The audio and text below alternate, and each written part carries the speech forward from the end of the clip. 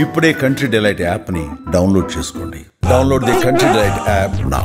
బోరబండలో సర్దార్ మృతి తర్వాత మొత్తం ఉద్రిక్తమైన పరిస్థితులు నెలకొన్నాయి. అయితే కార్పొరేటర్ బాబా ఫసియుద్దీనే ఈ యొక్క హత్యకు ఈ యొక్క ఏదైతే సర్దార్ ఆత్మహత్యకు కారణం అని చెప్పి అక్కడ ఉన్న వారందరూ కూడా ఆరోపిస్తున్న నేపథ్యంలో ఈరోజు మొదటిసారి తను స్పందిస్తున్నాడు. అయితే ఏం మాట్లాడతాడో ఒకసారి చూద్దాం.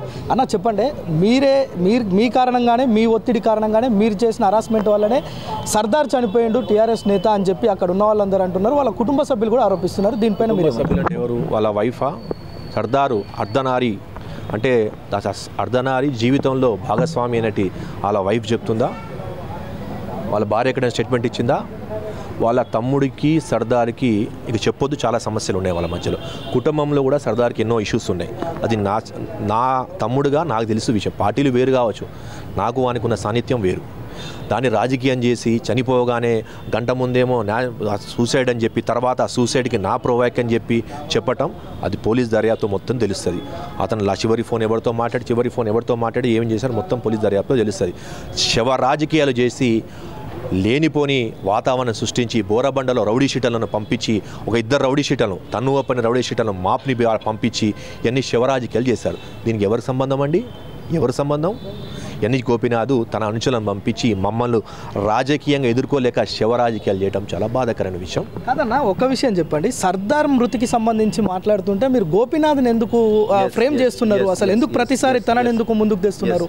సర్దార్ మృతికి కారణాలు ఏంటి? అసలు మీరే ఆ ఇంటి పైన ఏదో కూల్చారని, మీరేదో కుటుంబంలో కుట్రలు చేస్తున్నారని, తన మెడికల్ షాప్ పైన కూడా కుట్ర చేసి ఏదో దాడులు చేపిస్తున్నారని చెప్పి ఆరోపిస్తున్నారు. నేను మళ్ళీ చెప్తున్నా, అది ఎవరు చెప్పిరని అడుగుతున్నా. సర్దార్ భార్య చెప్పాలి.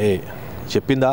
చెప్పలేదు. ఇంకొకటి, సర్దార్ కట్టుకున్న ఇల్లు G+4 ఎవరు ఆర్థికంగా సహాయం చేసిండు? నేను చేసిన.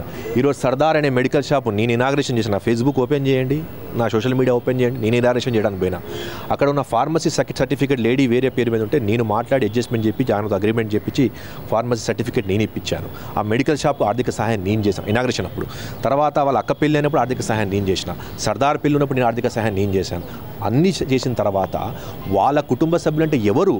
వాళ్ళ వైఫ్కి తెలుసు. ఇంకోటి, సర్దారు అమ్మాయిని చూడటానికి పోయినప్పుడు మా వైఫ్ మేము పోయి వాళ్ళ కుటుంబానికి చెప్పి శ్రద్ధ చెప్పి తీసుకొని వచ్చాము. ఎందుకంటే అబ్బాయి రాజకీయాలు ఉన్నాడు, ఏం లేదు, పని లేదు, చిన్న మెడికల్ షాప్ ఉందంటే మేము ఉన్నామమ్మ, మా ముఖం చూసి అమ్మాయిని ఏమని చెప్పి మాట్లాడి తీసుకురావడం జరిగింది.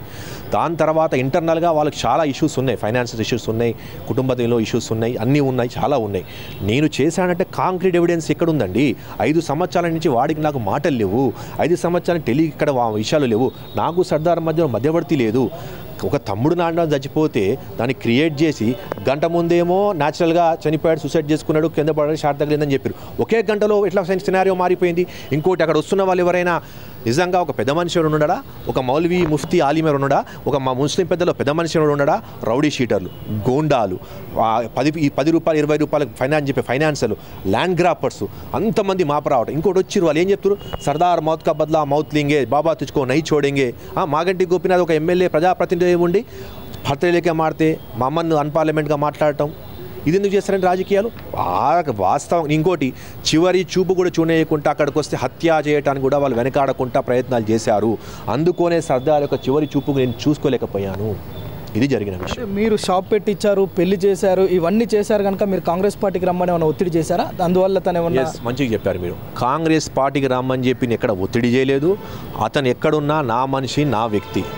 వాడు గోపినాథ్ వర్గంలో పోయేటప్పుడే నా ఇంటికి వచ్చి ఏడుచుకుంటా హరాస్మెంట్ చేస్తున్నాను, వెళ్ళిపోతా అంటే వెళ్ళిపోయాడు. 2 ఇయర్స్ నేను టీఆర్ఎస్ ఉన్నప్పుడు డిప్టీ మేయర్ అయిపోయిన తర్వాత బోరబండలో గల్లీ తిరిగి ఏ నాయకుడిని అడిగినా చెప్తారు, గోపినాథ్ నన్ను 2 ఇయర్స్ ఎంత హరాస్ చేశాడు, నేను ఇంటి నుంచి బయట రానికుండా అన్ని కేసులు పెట్టించాడు, నన్ను అక్కడ అదేవిధంగా నా ఆఫీస్ తీపిచ్చాడు, అన్ని టార్చర్లు పెట్టించాడు గోపినాథ్. ఒక కార్పొరేటర్గా మీ కార్యాలయాలు తొలగిస్తే సామాన్య ప్రజల పరిస్థితి ఏంటి అక్కడ? మరి ఎస్ బ్రదర్, మంచిగా అడిగావు. ఆఫీస్ తొలగియటం కాదు, కొన్ని రౌడీ మూకలను తీసుకొచ్చి లోపల పెట్టి నన్ను నెట్టేసుకుంటా బయటికి వెళ్ళిపోయాడు. నెట్టేసుకుంటా అంటే ఎంత దౌర్జన్యం అర్థం చేసుకోండి. ఇంకొకటి, గోపినాథ్ గురించి కొట్టగానే అర్థమవుతుంది. వాళ్ళ PA చౌరస్తా మీద నిలబెట్టి వ్యక్తులను కొడుతూ రక్త శిఖరం అయిపోతారు. వాళ్ళ దగ్గర ఉన్న మొత్తం followers left right social media తీయండి. తన్ను అనే రౌడీ షీటర్, అప్పు అనే రౌడీ షీటర్, అహ్మద్ అనే రౌడీ షీటర్, మా అబ్బు అనే రౌడీ షీటర్, ఇంకోటి సలీం అనే రౌడీ షీటర్, కిరణ్ అనే రౌడీ షీటర్, ఎంత రౌడీ షీటర్లే. ఒక నా సోషల్ మీడియా ఓపెన్ చేద్దాం రండి, ఒక రౌడీ షీటర్ పక్కన చూపండి నాకు. ఒక ప్రజాపతిని రౌడీ షీటర్తో ఏం పనండి? ఇంత గుండాయిజం, ఎంత రౌడీజం అన్నీ చేసి ఆయన చేసిన తప్పులు అన్నీ చేసి చిన్న సందర్భం దొరకగానే నేను మంచిగా అయింది సర్దార్ నావాడుగా ఇప్పుడు ఇంకేడం బయటోడు ఇంకేడం ఉంటే మొత్తం నా మీద రుద్దుపడేసేటోడు. గంటలో సినారియోను మార్చేసారు. అంతా పోలీస్ ఎంక్వైరీ చేసి పోలీసుని సహకరిస్తున్నా వాళ్ళు ఏం చెప్పి వింటున్నా. నన్ను ఇంటికి రానియకుండా దాడి చేసే ప్రయత్నం. ఈయన చూడండి ఇంకోటి ఇప్పుడు ఒక్క నిమిషం అది నాపై దర్గా చూపించండి. నాపై దర్గా అది ఇగోండి. ఏంటంటే నేను నాపై దర్గాకపోతే దర్గాలో ఇది మర్డర్ కేసా చూడండి. ఇది రాసిన మర్డర్ కేసు. టీఆర్ఎస్ ఫాలోవర్ ఈయన టీఆర్ఎస్ ఫాలోవర్. ఒక్క నిమిషం ఇగోండి ఈయన టీఆర్ఎస్ ఫాలోవర్ గోపీనాథ్ పక్కన. ఇట్లా రాస్తారండి చెప్పండి. కానీ మీరు వారం రోజులకు బయటకు వచ్చి మాగంటి గోపీనాథ్కి సంబంధించిన పిఏ రౌడీ వాళ్ళ పక్కనున్న రౌడీలని మీరు చెప్తున్నారు. కానీ అక్కడున్న ప్రజలందరూ మీరు మీ చుట్టూ ఉండే మీ భార్య కూడా మీ పిఏ కూడా వాళ్ళ ఇంటికి వెళ్ళి బెదిరించారు వాళ్ళ వైఫ్ అంటే ఎవరు ఎస్ఆర్టీ నగర్లో లెఫ్ట్ సైడ్ సర్దార్ ఇంటికి లెఫ్ట్ సైడ్ రైట్ సైడ్ పక్కన గల్లీ వాళ్ళు చెప్పాలి. యూసుఫ్ కూడా వెంకటరావు నగర్ టీఆర్ఎస్ అనుచరులు గోపీనాథ్ అన్సోషల్ ఎలిమెంట్ వచ్చి మాట్లాడారు. నేను చూశాను, మొత్తం క్లిప్పింగ్ చూశాను. అది ఎవ్వరు బోరబండ వాసులు కాదు, ఒకళ్ళిద్దరు ఉన్నారు. అది కూడా నాతో పనిచేసిన వాళ్ళే. నేను ఒక 1 year 1.5 year TRS Congress party రాగానే నా వాళ్ళేం దూరం గారు, వాళ్ళు కూడా నా వాళ్ళే. వానికి మొత్తం దీన్ని సినారియో క్రియేట్ చేసి చెప్పాడు. ఎక్కడెక్కడో తీసుకొచ్చి స్టేట్మెంట్ ఏమంటే ఇస్తారండి, కాంక్రీట్ ఎవిడెన్స్ చూపించాలి. బోరబండోడు చెప్పాలి. బోరబండోడు కాక ఇసుగుడోను రౌడీ షీటర్లను పంపిస్తుంటే వాళ్ళు వచ్చి మాట్లాడటం, మాపిని బిల్డప్ చేయటం. ఇంకోటి మౌత్ కా బదులా మౌత్ తీసుకుందామంటే ఇదా? ఆడొక ఎమ్మెల్యే ఉండి ఇట్లా చేయవద్దా, చట్టం తన పని తాను చేసుకుంటే పోతే చట్ట ప్రకారం మనం పోవాలని చెప్పాలా? ఇది బాధాకరమైన విషయం. సర్దార్ కుటుంబానికి మీరు ఏం చెప్తారు? మీరు మా తమ్ముడు, నేనే పెళ్లి చేసిన, నేనే బిజినెస్ పెట్టించిన ఎన్ని చెప్తున్నారు, వారం రోజుల తర్వాత స్పందిస్తున్నారు, ఏం చెప్తారు? పెళ్లి కాదు, వాళ్ళ అక్క పెళ్లికి నేను ఆర్థిక సహాయం చేశాను, ప్లస్ సర్దార్ పెళ్లికి ఆర్థిక సహాయం చేశాను, వాళ్ళ మెడికల్ షాప్ పెట్టడంలో నేనే ఆర్థిక సహాయం చేశాను, ఇల్లు కట్టుకున్న ఇల్లు కూడా నేను ఆర్థిక సహాయం చేశాను. ఇంకోటి G+4లో అందరూ పోతురు కులగొట్టిరని, మళ్ళీ అదే ఇంట్లో పోయి ఛాయ్ తాగుతారు, అదే ఇంట్లో ఉంటారు. మళ్ళీ ఎక్కడ కులగొట్టినట్టు కనపడతలేదు, చూపిస్తలేరు. అది ఎంత సృష్టిస్తారా? ఇంకోటి అది ఏది ఏమైనప్పటికీ కూడా ఆరోపణలు ప్రభుత్వం అది పోలీస్ చుట్టుకుని చట్టం చూసుకుంటుంది. అయితే సర్దార్ యొక్క మరణాన్ని చాలా బాధపడుతున్నా, దిగ్భ్రాంతి గురించి ఆత్మతో నేను చాలా బాధపడుతుంది. ఇంకా చివరి చూపు కూడా నేను చూసుకోలేకపోయినా నాకు చాలా బాధగా ఉంది. అయితే సర్దార్ కుటుంబానికి ఎంతోమంది వచ్చారండి. ఎమ్మెల్యేలు వచ్చారు, ఎక్స్-ఎమ్మెల్యేలు వచ్చారు, ఎక్స్-మంత్రులు వచ్చారు, ఎంపీలు వచ్చారు, ఎక్స్-ఎంపీలు వచ్చారు, ఆ పార్టీ ఈ పార్టీ గా పార్టీ గీ పార్టీ అందరూ వచ్చారు. కానీ ఎవ్వరు కూడా కుటుంబాన్ని ఆదుకుంటా, పిల్లలని మీ పిల్లలు మా పిల్లలుగా చూసుకుంటాం, సర్దార్ కుటుంబాన్ని అది చేస్తాం, ఆర్థిక సహాయం ఏమలేదు. కానీ నేను బాధ్యత గల పౌరునిగా, నా బాధ్యత గల కార్పొరేటర్గా, నా డివిజన్లో ఉన్న వ్యక్తిగా నాతో దాదాపు 10 సంవత్సరాలు ప్రయాణం చేసిన సర్దార్, ఆ ప్రయాణాన్ని ఆ ప్రేమను గుర్తించుకుంటూ సర్దార్ ఇద్దరు పిల్లలు చిన్నగా ఉన్నారు, వాళ్ళకి మొత్తం ఎడ్యుకేషన్ పీజీ గ్రాడ్యుయేషన్ వరకు నాది బాధ్యత వహిస్తున్నా. వాళ్ళ కుటుంబం ఏ రోజు నాతో కన్సల్ట్ కాబట్టి దానికి కావాల్సిన ఫిక్స్ డిపాజిట్ చేస్తా. ఎట్ ద సేమ్ టైం వాళ్ళ వైఫ్ చదువుకున్న గ్రాడ్యుయేట్ అమ్మాయి, నాకు తెలుసు. అమ్మాయికి కన్సల్ట్ ఆమె ఇంకా విద్యార్హతలు కానీ దేనిపైన ఇంట్రెస్ట్ ఉంటే తప్పకుండా అమ్మాయిని నాకున్న సర్క్యులేషన్ నాకున్న సోర్స్ ప్రకారం అమ్మాయికి మంచి జాబ్కు ప్రయత్నించి పెట్టిస్తాను. చివరికి ఒక్క విషయం చెప్పండి అన్న, మీరు సత్యంగా చెప్పండి, నిజానికి సర్దార్ మృతికి మీకు ఎలాంటి సంబంధం లేదా? సర్దార్ మృతికి నాకి, నా అనుచరులకు, మా పిఏకు, మా భార్యకు 5 సంవత్సరాలు ఎటువంటి ఒక్క పైసా కూడా సంబంధం లేదు. ఉంటే చట్టం ఏ నిర్ణయం తీసుకో దానికి కట్టుబడి ఉంటా, ఏ శిక్షకైనా నేను కట్టుబడి ఉంటా. కానీ రేపు నిర్ధారణ అయిన తర్వాత ఎవరైతే హరాస్మెంట్ చేశారో అది బయటపడితే ఇప్పుడు వచ్చి ఎవరైతే మాట్లాడారో వాళ్ళు క్షమాపణ ముక్కు నేలకు రాసి క్షమాపణ చెప్పాలి. ఈ ఆరోపణలకు అన్నిటికీ ఎమ్మెల్యేనే కారణం అంటారా? అక్కడ ఉన్న పొలిటికల్, అక్కడ ఉన్న ప్రజల్ని పొల్యూట్ చేస్తారని చెప్తున్నారా మీరు?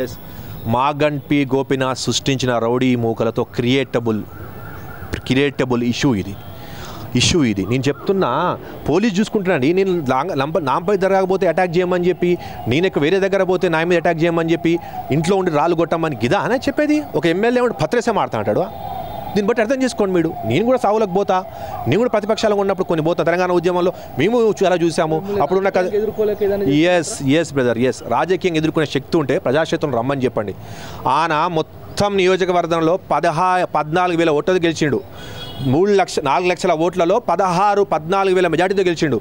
నేను 45,000 బోరబండ డివిజన్లో 11,000 మెజార్టీతో గెలిచిన. మళ్ళీ దీన్ని బట్టి అర్థం చేసుకోండి ప్రజాక్షేత్రంలో ఎవరి ప్రజలకు దగ్గర ఉన్నారు.